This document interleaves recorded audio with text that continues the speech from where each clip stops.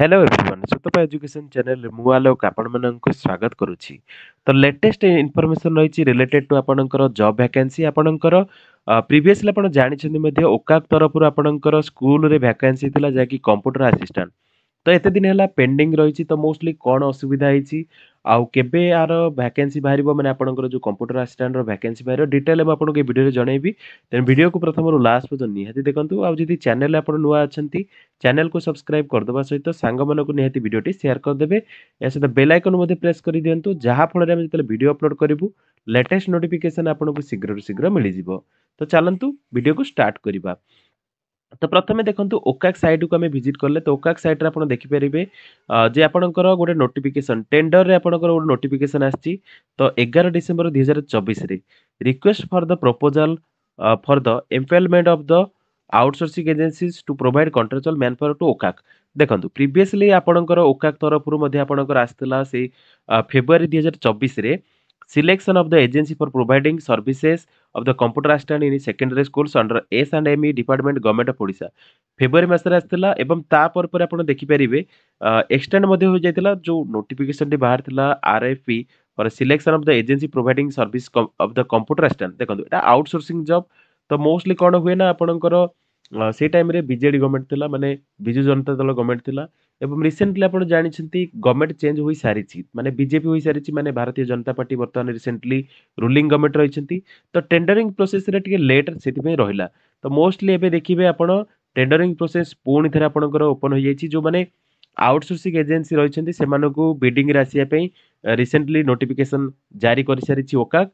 तो मोस्टली आपणकर देखंतु जेहेतु टेंडरिंग प्रोसेस रे मध्ये आपण देखि परिबे Odisha computer application centre OCAC invites request for the proposal RFP for employment of the outsourcing agencies to provide contractual manpower to OCAC. देखंतु एठी मेंशन मध्ये रहिछि the bid shall be submitted in electronic mode only. Portal तो देइछि त आपण देखि परिबे लेटेस्ट बाय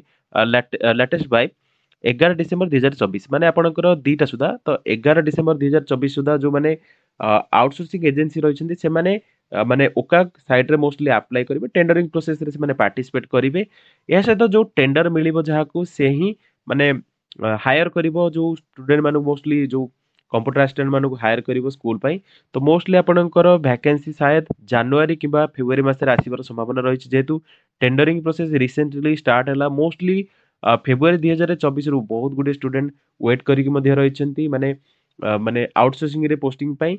मोस्टली कोन हुए ना जो आउटसोर्सिंग एजेंसी थाए सेही टेंडरिंग प्रोसेस रे जेहेतु डिले होइतिला सेति पई माने कंप्यूटर असिस्टेंट रो पोस्ट मध्ये डिले होइछि। आउ कंप्यूटर असिस्टेंट रो जो मोस्टली जो एजेंसी माने टेंडर बिडिंग प्रोसेस रे पार्टिसिपेट करिवे सेमानक भितरे जे विनर हबो माने जे टेंडर पाइबो से ही हायरिंग करिवो।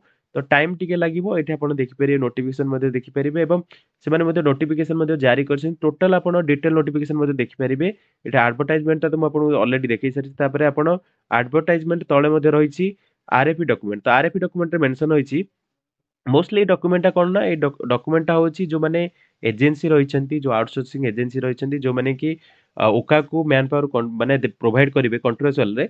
तो सेति पे सेमानक भी प्रोवाइड माने एटा टोटल रहिछि डिटेल रे सेमान डॉक्यूमेंट देखिबे कोन कोन रिक्वायरमेंट रहिछि टोटल डिटेल रहिछि। स्टूडेंट मानक पे मोस्टली एटा किछि ना जो माने आउटसोर्सिंग जॉब କରିବାକୁ ଚାହୁଁଛନ୍ତି ତ ଟିକେ ଟାଇମ୍ ଲାଗିବ ଆପଣଙ୍କର କମ୍ପ୍ୟୁଟର ଆସିଷ୍ଟାଣ୍ଟର ଭ୍ୟାକେନ୍ସି ମଧ୍ୟ ବାହାରିବ।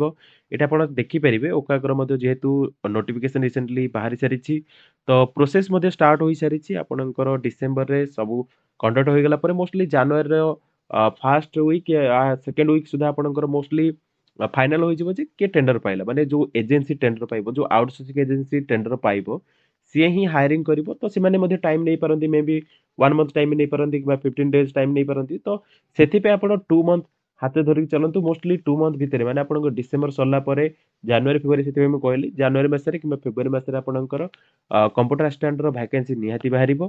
तो तार नोटिफिकेशन जदी माने आपणकर न्यूज़ पेपर आर्टिकल आसिला तो सेटा मध्ये मु प्रोवाइड करबी जहा फଳରେ आपण ईमेल रे आपण डॉक्यूमेंट पठै परिबे।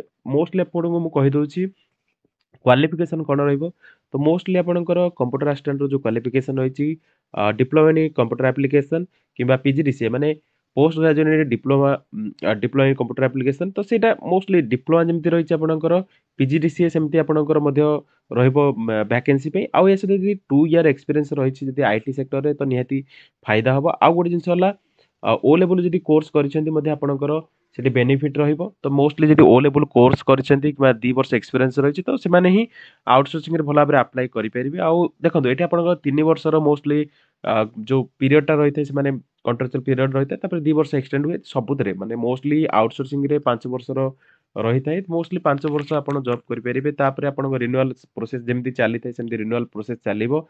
आउ जदि गवर्नमेंट चेंज न हुए तो कंटिन्यूअस आपणकर जॉब चलिबो नहले आपणकर जदि चेंज होला जदि टेंडरिंग प्रोसेस पुणी स्टार्ट होला पुणी थरे अप्लाई करिबे आपणकर एक्सपीरियंस जदि थिबो ताले आपण एक्सपीरियंस अनुसार आपण हायरिंग माने एजेंसी आपणको हायर करि पारे। तो मोस्टली स्कूल जेतु वैकेंसी रहुची तो स्टूडेंट मानकर बहुत गुटे क्वेरी आस्तला सेति पई वीडियोटी बनैछि। तो मोस्टली आपण टेंडर रे प्रोसेस टोटल जाकि देखि परिबे आपण ओका साइट रे मते जाकि विजिट करके देखि परिबे। आउ आउटसोर्सिंग जॉब आसला मात्रे मते म आपणको इन्फॉर्मेशन देबी। तो आउटसोर्सिंग जॉब रिलेटेड एवं आपणकर एसएसबी लेक्चरशिप या सहित टीचरशिप रो टोटल क्वेश्चन आंसर मते डिस्कशन सुतप एजुकेशन चैनल हबो। तेनु निहाती सब्सक्राइब करिया सहित सांग मनकु ए इन्फॉर्मेशन टी निहाती शेयर कर देबे। So that's all in this video. Thanks for watching. जय जगन्नाथ।